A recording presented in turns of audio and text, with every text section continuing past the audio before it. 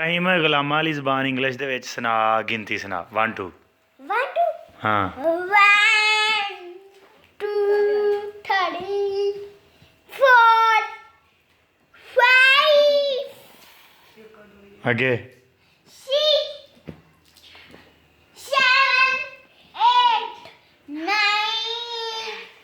11 17 18 2 4 5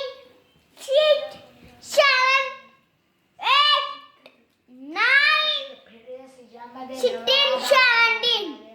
हुण पंजाबी सुना 1 2 3 4 1 2 3 4 5 6 7 8 9 10 11 12 13 14 15 16 शुरू तो 1 2 2 आगे 3 4 5 6 7 8 9 11 12 13 14 20 23 24 28 29 30 31 32 पढ़ाई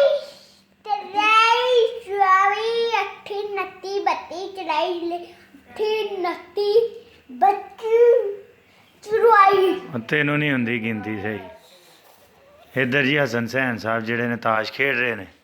तो मैं इन्होंने ताश तां खेडन देना वा कि नहीं गेम खेडन नालों ताश खेडना बेहतर है क्योंकि ताश नाल सिर्फ टाइम ज़ाया होंदा है गेम नाल इहदियां अक्खां भी ज़ाया होंदियां ने ते टाइम भी ज़ाया होंदा है तो मैं इनू फंड के भी पढ़ा सकना पर ਇਹਦੀ अम्मा अब्बा की वजह तो नहीं पढ़ाता।